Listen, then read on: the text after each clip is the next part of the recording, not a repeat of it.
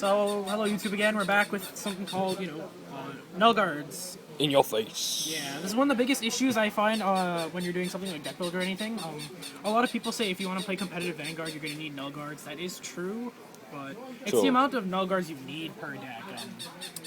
Everybody everywhere on like Pojo, on like some other places, like on Cardfight Capital, sometimes they come on and they go, how many Null Guards do I want to run?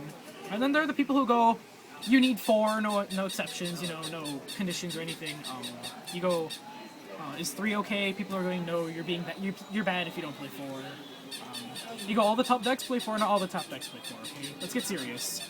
Okay.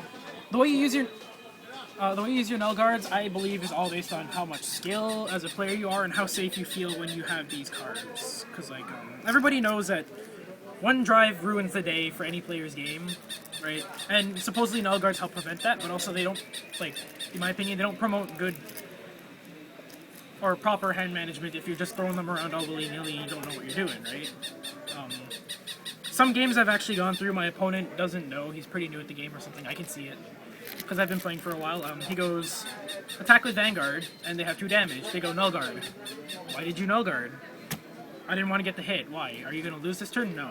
You see, that's the bad way of using your Null Guards. Especially with Limit Break now. You want to kind of hit that 4 damage spot. Yeah. As quickly as you can. Well, it's not as quickly as you can, well, strategically. Yes. Yeah, this is one other thing, besides Null Guards, it's how to play, when you're doing your damaging and everything.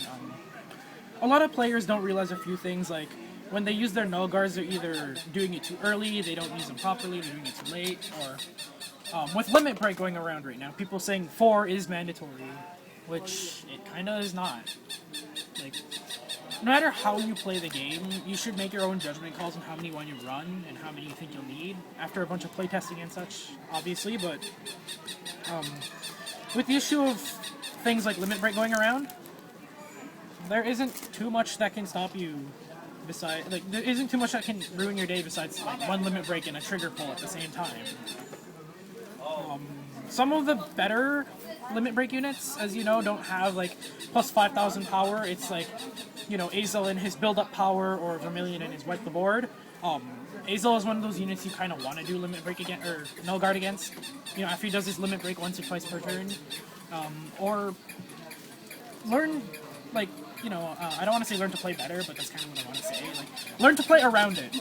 So if you know your opponent has, the brink of Limit Breaking, he's got 3 unflip damage, you attack him, he goes, okay, I take that hit, and you still have, 2 or 3 unhit, untapped damage, are you really gonna, go ahead and Limit Break it? Or Null Guard his Limit Break? That's the last one. Common tricks I like to do, I guess I could say, is, when you hit the 3 damage mark, let the Vanguard attack you, no guarded, because if they hit a crit, you're probably not going to get gamed. If they double drive a crit, that's just your luck. The one bad experience shouldn't really ruin the day, though. Just try it out and see how it works, because most people I know actually do that. Some people are foolish enough to not understand that the Vanguard is pretty much one of the bigger forces on the field, but they don't always deal game. So yeah, anyways, back to proper usage of Null Guards. For me, I want to, for everybody out there who says 4 Null Guards are mandatory, I say no, okay? Learn to 2-pass. If you don't know what 2-passing is, it's basically saying, I'm guarding enough that you need 2 triggers to pass, Even if it cuts even, or even if you need to go, 1,000 above, just learn to 2-pass. It's going to save you games, it saves you a lot of hand, and it saves your Null Guards for when you need them. Because, you can go 2-pass. Most opponents don't think about, or consider that they probably won't get that second trigger, right there in the second check, so they go, okay, I have to 2-pass, I go drive. Oh, it's a trigger. I'll put it on a rear guard just to be safe. Drive again. Damn, it's a trigger, I'll just throw it on the rear guard again. They do that, they're down, Some people might be adventurous and toss them all in the Vanguard, you might get hit, but that's highly unlikely. In a good player's hands, it's obviously going to happen where they throw it on the rear.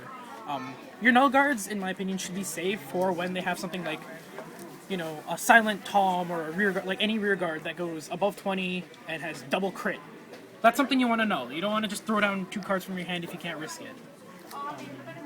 One other issue is people complaining how they have Alright, now I'm ready. handful of Null Guards. They go, I don't, they're so crap, you can't run them. That's why they go down to 3. It's you can pitch 1 for 1. Hey, what are you doing? They're shiny, I gotta look at them. This guy. Does not know how to play Null Guards. Yeah. He probably doesn't even have. Do you have Null Guards?